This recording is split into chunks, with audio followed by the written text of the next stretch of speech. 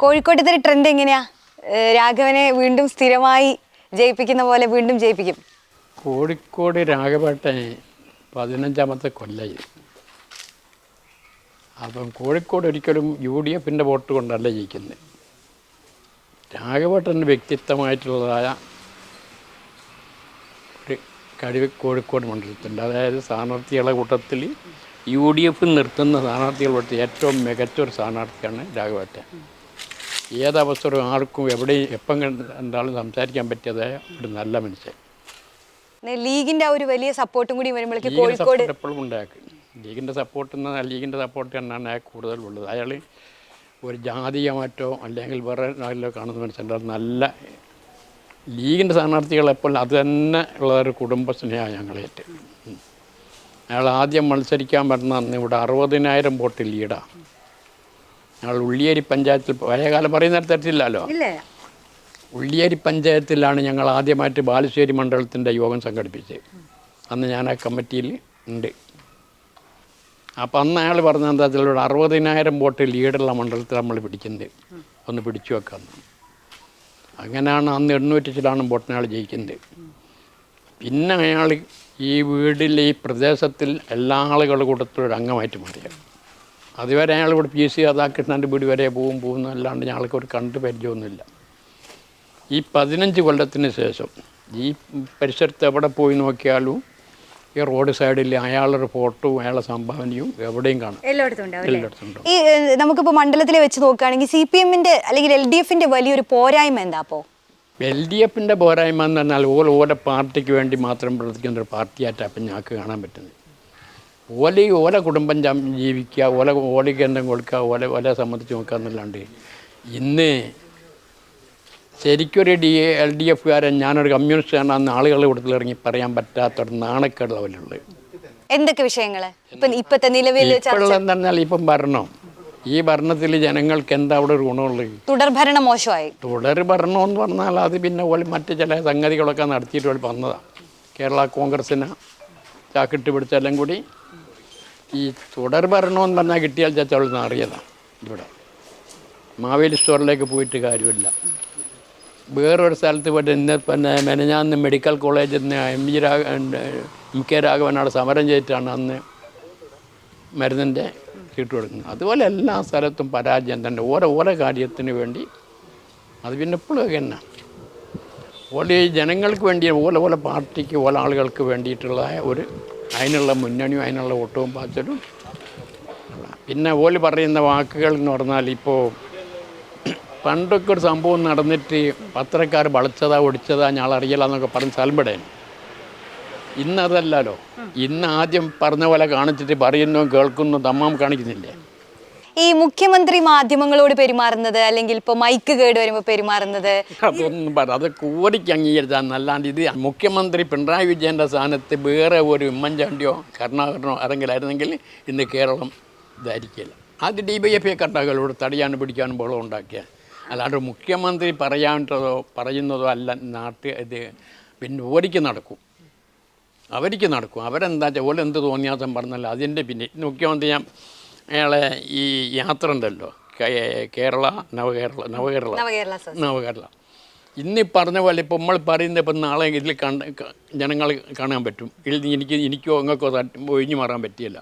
അപ്പോൾ അയാളെ കാറിന് മുന്നിലേക്ക് ജനങ്ങൾ യൂത്ത് കോൺഗ്രസ്സുകാരും വാഞ്ഞടുത്തെന്ന് പറയും. അയാളെ വണ്ടി പോയിട്ട് കുറേ കഴിഞ്ഞ ശേഷമാണ് യൂത്ത് കോൺഗ്രസ്സുകാർ വീട്ടിലടിക്കുന്നത്.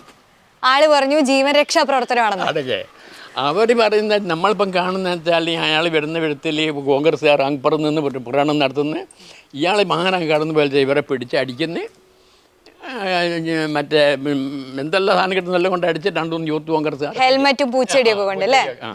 അപ്പോൾ ഒരു മുഖ്യമന്ത്രി പറഞ്ഞു ഞാൻ എൻ്റെ കണ്ണുകൊണ്ട് കണ്ടു എന്ന് പറയുന്നു. ഈ വാഹനത്തിൽ നിന്ന് ബസ്സിൻ്റെ മുന്നോട്ട് ഓടി വന്ന് അങ്ങനെ ഓടി വന്നിട്ട് സാധനം അടയുണ്ടാകില്ലേ. അപ്പം ഇങ്ങനെ പേരിച്ചായി കള്ളത്തരം പറയുന്ന ഒരു മുഖ്യമന്ത്രി കേരളത്തിൽ ആദ്യമായിട്ടേ ഉള്ളൂ. അപ്പം ഈ ഒരു ഭരണവിരുദ്ധ ഒരു വികാരം എന്ന് പറയുന്നത് വികാരം എന്ന് പറഞ്ഞാൽ ഇവരെ ഭരണത്തെപ്പറ്റി ജനങ്ങൾക്ക് എല്ലാവർക്കും മടുത്തിക്കും, എല്ലാവർക്കും. ഇപ്പം ചുരുക്കി പറഞ്ഞാൽ ചില കമ്മ്യൂണിസ്റ്റുകാരൻ, ഞാനൊരു പഴയ ലീഗുകാരനാണ്. ഞാൻ വേറെ അങ്ങോട്ടും പോയിക്കില്ല, പഴയ എല്ലാ രാഷ്ട്രീയത്തിലും അതിലിങ്ങനൊക്കെ പോയിട്ട് ഇവിടെ ഏതാണ്ട് കമ്മ്യൂണിസ്റ്റുകാരുമായിട്ട് ഞാൻ അടുത്ത് ബന്ധം അങ്ങനെ ലോക്യം പറഞ്ഞിട്ടുണ്ട്. അപ്പോൾ ഏതാണ്ട് ഒരു 60% കമ്മ്യൂണിസ്റ്റുകാർക്കും ഭരണം അടുത്തേക്ക്. അത് അതേ സ്ഥാനത്ത് കമ്മ്യൂണിസ്റ്റുകാരനെ തുറന്ന് പ്രകടിപ്പിക്കുന്നുണ്ട്. അതെ, അതുപോലെ ഇങ്ങോട്ട് പറയുന്നുണ്ട്. അതേ സ്ഥാനത്ത് പോലെ വോട്ട് മറിച്ചെന്ന് ഞാൻ പറയുന്നില്ല. ഓടിക്ക് ഈ ഭരണം പക്ഷെ അവർക്ക് വിമർശനമുണ്ട്. വിമർശനം, കാര്യമായ വിമർശനം. അത് അവർക്ക് പ്രകടിപ്പിക്കാനൊക്കെ ഒരു സ്പേസ് ഉണ്ട്. ഓടിക്ക് മറ്റാളുകൾ പോലെ മറ്റ് പാർട്ടിക്കാരെ പോലെ വിമർശിക്കാൻ പറ്റിയല്ല. കാരണം ഇവിടെ പല അനുഭവങ്ങളുണ്ട്. അവരുടെ പാർട്ടിയുടെ ഒരു സെമി കേഡർ സ്വഭാവം അങ്ങനെയാണ്. ഓലി അമ്മയ്ക്കല്ലേ ചോദിക്കുക. ചന്ദ്രശേഖരൻ്റെ ഒക്കെ അനുഭവം എന്താ? ഇന്ന് ഓരോരുത്തർക്ക് പോകാൻ പറ്റാത്ത എങ്ങനെ അല്ല, പോയാലും അവൻ്റെ ജീവൻ ഉണ്ടാകില്ല. കോഴിക്കോട് അതൊക്കെ വലിയ ചർച്ചകൾ തന്നെയാണ് അല്ലേ? വോട്ടിനെ സ്വാധീനിക്കുന്ന ചർച്ചകളാണ്. സ്വാധീനിക്കാൻ വെച്ചാൽ അടപ്പം ഞാൻ പറഞ്ഞില്ല, ഇടതുപക്ഷത്തിൻ്റെ മുൻതൂക്കമുള്ള മണ്ഡലമാണ് ആദ്യം. ഇന്നൊന്നല്ല, ഈ 15 കൊല്ലം മുമ്പും ഇവിടുത്തെ സംഭവം എന്ന് വെച്ചാൽ അന്ന് 60,000 വോട്ട് ലീഡാണ്. പക്ഷെ ഞാൻ ഒരു കാര്യം ചോദിക്കട്ടെ, ഇപ്പൊ കോൺഗ്രസിനെ സംബന്ധിച്ച് കോൺഗ്രസിന്റെ ഒരു ഐക്യമില്ലായ്മയൊക്കെ വലിയ രീതിയിൽ ചർച്ചപ്പെടുന്ന ഒരു സമയം കൂടിയല്ലേ?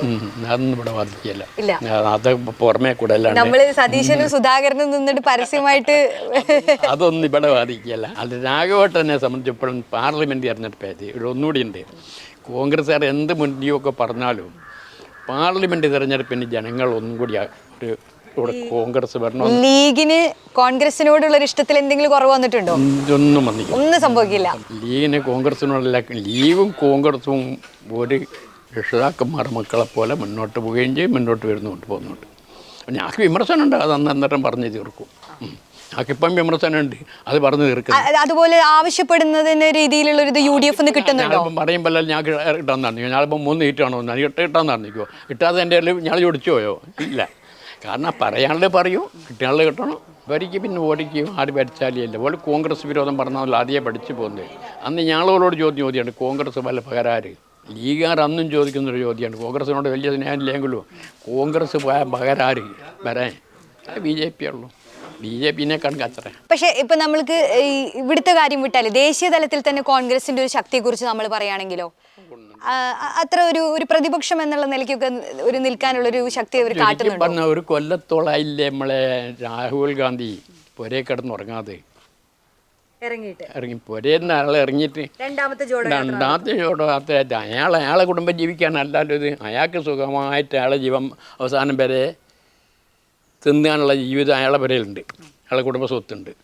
അയാൾക്ക് ജീവിക്കാനല്ലല്ലോ ഇത്. ഇന്ത്യൻ്റെ ഒരു നിലപാട് നിലനിൽക്കാൻ വേണ്ടി അയാളെ മരണം കളി കളിക്കുന്നത്. അപ്പോൾ അതിനോട് ജനങ്ങൾ സ്വീകരിക്കണ്ടേ? പിന്നെ വെറുപ്പും കാര്യമൊക്കെ പലർക്കും ഉണ്ടാവും.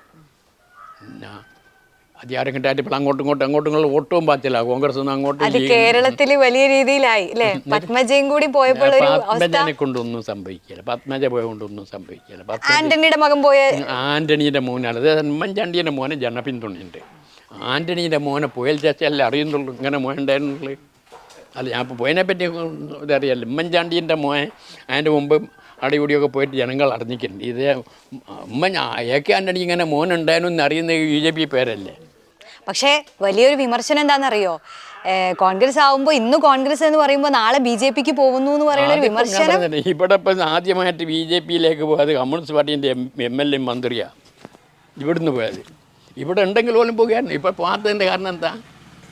ഇവിടെ എല്ലാവർക്കും ഉള്ളതായ ഉപകാരങ്ങൾ CPM ചെയ്തു കൊടുക്കുന്നുണ്ട്. പോയവരെ കൊണ്ട് BJP-ക്ക് വലിയ ഗുണമൊന്നും ഉണ്ടാവില്ല എന്നാ പറയണേ. പത്മജനെ കൊണ്ട് വലിയ ഗുണമൊന്നും വരാൻ പോകുന്നില്ല.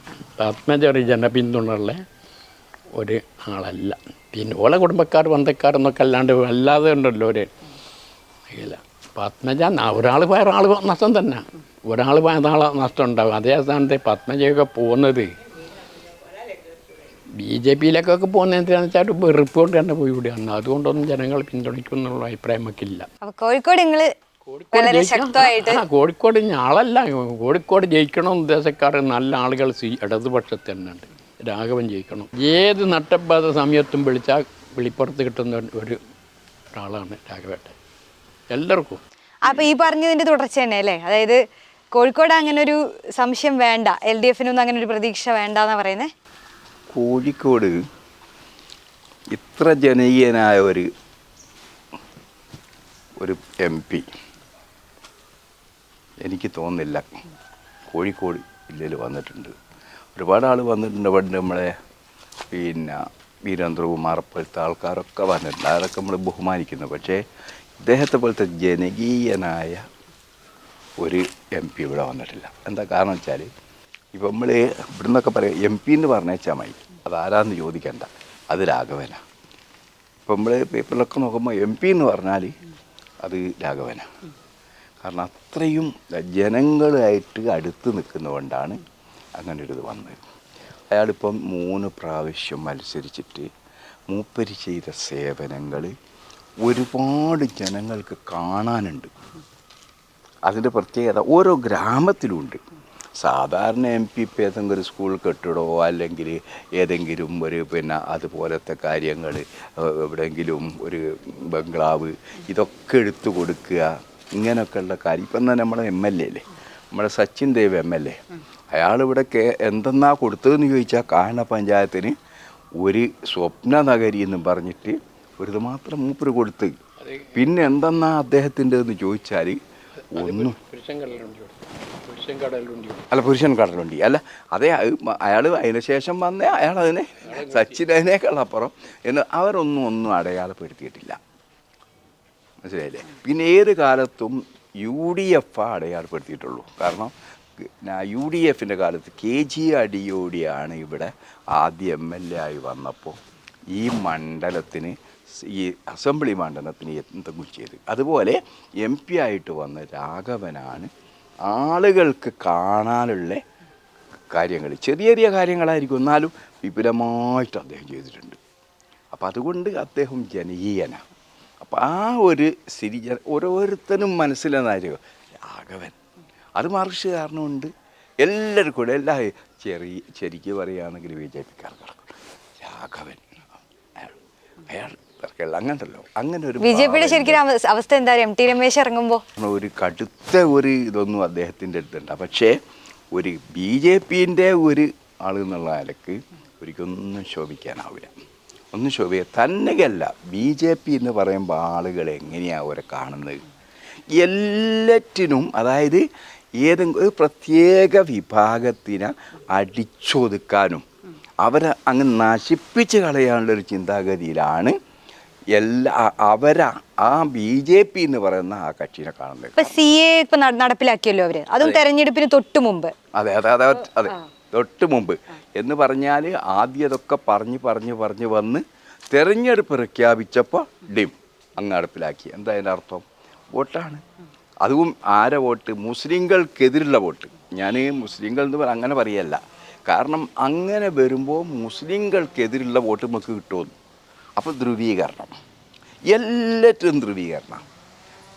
ഏക സിവിൽ കോഡിൻ്റെ വന്നു, ഒരു നമ്മളെ സിക്കിമോ അത് നടപ്പിലാക്കി മേഘാലയ അവർ നടപ്പിലാക്കി. അതേ അവസരത്തിൽ എന്താ, അതും ന്യൂനപക്ഷത്തിന് ഉദ്ദേശിച്ചാണ് ഇപ്പം അവർ നടപ്പിലാക്കാൻ നോക്കുന്നത്. അതും പിന്നെ ഒരു പ്രധാനമന്ത്രി ചെയ്യേണ്ട പരിപാടികളൊന്നല്ല ചെയ്യണം. ക്ഷേത്ര ഉദ്ഘാടനം അല്ലേ, രാമക്ഷേത്ര ഉദ്ഘാടനം 100%. കാരണം ഇപ്പം ദുബായിലടക്കം ഉണ്ടാക്കിയ ക്ഷേത്രം കണ്ടില്ലേ, അയാളാണ് പോയി കാമത്ത് വൈകുന്നത്. എന്താ അയാൾക്ക് അത് അങ്ങനെ നമ്മളെ ചരിത്രമുണ്ടോ? നിങ്ങളറിയാം, പണ്ട് നമ്മൾ ഇവിടെ ബാബരി മസ്ജിദിൻ്റെ പ്രതിഷ്ഠ വന്നപ്പോൾ എന്താന്ന് നെഹ്റു പറഞ്ഞ് അതെടുത്ത് സരയൂ നദിയിൽ എറിഞ്ഞളന്നാണ് പറഞ്ഞത്. അതൊക്കെ ആ മതേതര പ്രധാനമന്ത്രിമാർ അവിടെയാണ് ഇയാളെപ്പോലത്തെ ഒരാൾ വന്നിട്ട് എന്ത് ചെയ്യുന്നത്, പൂജാരിയായിട്ട് പ്രവർത്തിക്കുന്നത്. മാത്രമല്ല ഇപ്പൊ CAക്ക് ഒട്ടും വൈകാതെ തന്നെ ലീഗ് സുപ്രീം കോടതിക്ക് പോയതാണ്, നേരത്തെയും പോയതാണ് അല്ലേ? അപ്പോൾ CAക്കെതിരെ ശരിക്കും കേരളത്തിൽ ഇനിയും അതൊരു തുടർ സമരങ്ങൾ ഉണ്ടാവും. തീർച്ചയായും ഉണ്ടാവും. ലീഗൊക്കെ അതിന് വലിയ നേതൃത്വം നൽകും. കഴിഞ്ഞ പ്രാവശ്യം എല്ലാവരും എടുത്തു ചാടി സമരം ചെയ്തു. ഇപ്രാവശ്യം അതല്ല ചെയ്തത്. കാരണം അതുകൊണ്ടൊന്നും ഒരു പ്രതീക്ഷയില്ല. സുപ്രീം കോടതിയിലേക്ക് പോയി, അവിടെ രക്ഷയുള്ളൂ. കാരണം അവിടെ കാര്യകാരണ സഹിതം നമ്മുടെ വക്കീൽമാരൊക്കെ സമർത്ഥിച്ചിട്ട് നമുക്ക് തന്നെ ഇപ്പം മനസ്സിനൊന്നും തോന്നുന്നു ഇത് എടുത്തെറിഞ്ഞു പോകുന്നു. അങ്ങനത്തെ കാര്യങ്ങൾ നിർത്തിക്കൊണ്ട്, അല്ലാണ്ട് ഇതെന്തൊരർത്ഥം? ഒരു വിഭാഗത്തെ മാത്രം ഇന്ത്യയിൽ ഒഴിച്ചു നിർത്തിയിട്ട് പൗരത്വം കൊടുക്കാന്ന് പറഞ്ഞാൽ, അപ്പൊ ഈ ഘടകങ്ങളൊക്കെ കോഴിക്കോട് വോട്ടിനെ സ്വാധീനിക്കുന്ന പറയണം അല്ലേ? CA ഉൾപ്പെടെ. അതെ, BJP എന്നുള്ളൊരു വിഭാഗത്തിന് അടുപ്പിച്ചറിയാണ് ഞങ്ങൾ, പ്രത്യേകിച്ച് കോഴിക്കോട്ടുകാർ. അതാണ് കാരണം. ഇതാണ് നല്ല ബോധമുള്ള, രാഷ്ട്രീയ ബോധമുള്ളവരാ കോഴിക്കോട്. അവർക്ക് പ്രത്യേകമായ ഒരു പ്രസംഗവും ഇതൊന്നും ആവശ്യമില്ല. നേരിൽ കണ്ട് എല്ലാം നോക്കിക്കണ്ട് വോട്ട് ചെയ്യുന്ന ഒരു വിഭാഗമാണ് കോഴിക്കോട്. മലപ്പുറത്തിനടക്കം ആ ഒരു സ്ഥിതിയില്ല എന്നാണ് എൻ്റെ വ്യക്തിപരമായ അഭിപ്രായം. BJP എന്ന് പറഞ്ഞ ഒരു ചിത്രത്തിലുമില്ല, ഒരു ചിത്രത്തിലും BJP ഇല്ല. കാരണം അവരെ സംബന്ധിച്ച് ജനങ്ങൾ നന്നായി മനസ്സിലാക്കിയിട്ടുണ്ട്. അതുകൊണ്ട് BJP ഇങ്ങോട്ട് എടുക്കൂല, വേറെ ആരെടുത്താലും. പിന്നെ CPM-മാരെ പറ്റി പറയുകയാണെങ്കിൽ ഈ 15 അതെ അതെ അതെ CPM ഇപ്പോൾ എങ്ങനെങ്കിലും ഒരു 5 കൊല്ലം കൂടി തികച്ചിട്ട് പതുക്കെ ഇറങ്ങിപ്പോണമെന്നുള്ളൊരു കൂട്ടത്തിലാണ്. എന്തായാലും ഇല്ല, നാട് എന്തായാലും ഇല്ല, ഇവിടെ എന്താക്കണം, ഒരു 5 കൊല്ലം എങ്ങനെങ്കിലും ഭരിച്ച് മുടിച്ച് കിട്ടാവുന്നതൊക്കെ സമ്പാദിച്ച് അങ്ങനെ അങ്ങ് പോകണമെന്നുള്ള വിചാരമാണ് ആർക്കുള്ളത്, പിണറായി വിജയനുള്ളത്. അതുകൊണ്ടാണ് എന്തൊക്കെ വാരി വലിച്ചെടുക്കാനാവോ അതൊക്കെ വാരി വലിച്ചെടുത്തോണ്ടിരിക്കുക. മോളെ പേരിൽ, മോൻ്റെ പേരിൽ, മോൻ്റെ അപ്പച്ചൻ്റെ പേരിൽ എല്ലാം ഇങ്ങനെ എന്ത് ചെയ്യുക, വാരി വലിച്ചു കൂട്ടുക. നടപ്പിലാക്കുന്ന മുസ്ലിം വിരോധം തന്നെ എല്ലാം കൊണ്ടും. അത് മാത്രമേ ലക്ഷ്യം, വേറൊന്നുമില്ലല്ലോ. അതിനെ 9 വിഭാഗങ്ങളിൽ മുസ്ലിങ്ങളെ മാത്രം വെച്ച് നിർത്തുമ്പോൾ മുസ്ലിം അത് BJPന്റെ നയം തന്നെ എന്താന്ന് വെച്ചാൽ മുസ്ലിം വിരോധം, ഒരു മുസ്ലിം മുക്ത ഭാരതം എന്നാണ് അതിന്റെ നടക്കാതെ കൊണ്ടിട്ട് കുറേശ്ശെ തട്ടി മാറ്റാം. അതെ, അതിന് ചിത്രത്തിൽ നിന്ന് മുസ്ലിംസിനെ ഒന്നുകിൽ ഒഴിവാക്കുക, അല്ലെ 2ാം തരം പൗരന്മാരാക്കുക. അതാണ് ഇന്നുള്ള BJPന്റെ ഒരു പദ്ധതി.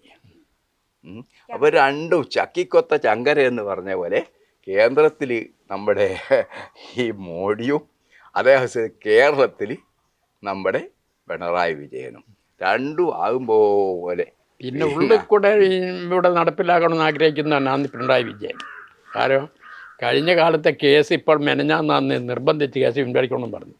4 കൊല്ലം മുമ്പെടുത്ത കേസുണ്ടല്ലോ, 807 കേസോ. അന്ന് പറഞ്ഞുകൂടെ കേസില്ലാന്ന് പറഞ്ഞ് ഇപ്പം മെനഞ്ഞാന്ന് എല്ലാവരെയും വിളിച്ചാൽ പെട്ടെന്ന് പിൻവലിക്കണം പറഞ്ഞാൽ മെനഞ്ഞാന്ന് നോക്കിയല്ലേ അല്ല, അതായത് വളരെ ഗുരുതരമല്ലാത്ത കേസ് എന്ന് പറഞ്ഞിട്ടാണ് ഇപ്പം പിൻവലിക്കുന്നത്. പിന്നെ ഓനെ പറയാണ്ട് ഒഴിവില്ല. കാരണം മോള് രക്ഷപ്പെടണമെങ്കിൽ BJP ആരും നല്ലോണം കളിക്കണം. നിങ്ങളൊക്കെ നടക്കുന്നുണ്ടല്ലോ, ഏതെങ്കിലും ഒരു കരുണാകരൻ്റെ മോളോ അല്ലെങ്കിൽ ആന്റണീൻ്റെ മോളോ ഇങ്ങനെ 2 കോടി 50 ഉണ്ടോ? നമ്മളെ അഭിപ്രായം എന്താന്ന് പറഞ്ഞാല് ഈ നമ്മുടെ വീണേന രക്ഷപ്പെടുത്താൻ വേണ്ടിയിട്ട് ചിലപ്പോ നമ്മുടെ സിനിമാ നാടെ ഗോപിയിലെ സുരേഷ് ഗോപിനടക്കം ചിലപ്പോ അങ്ങ് ജയിപ്പിച്ച് വിടുമെന്നുള്ളതാണ് നമ്മളെ സംബന്ധിച്ചിടത്തോളം ഇത്. കാരണം വേറൊന്നും ഓരിക്ക് ലക്ഷ്യമല്ല. രക്ഷപ്പെടണം, മോള് രക്ഷപ്പെടണം, അമ്മ രക്ഷപ്പെടണം. ഇത് മാത്രമാണ് ഒരേ സംബന്ധിച്ചിടത്ത് ഇന്നുള്ളത്. നമുക്കൊന്നിച്ച് ഒരു അച്ഛൻ്റെ ഒരു അമ്മൻ്റെ മക്കളെ പോലെ മുന്നോട്ട് വേണം. അത് ലീൻ്റെ നയം. ആ നയത്തിൽ ഞങ്ങൾ വിശ്വസിക്കുന്നു. അതുപോലെ തന്നെ ഞങ്ങൾ പ്രവർത്തിക്കുന്നു. അതിൽ മതമില്ല, ജാതി, മതമല്ല, ഒന്നുമില്ല.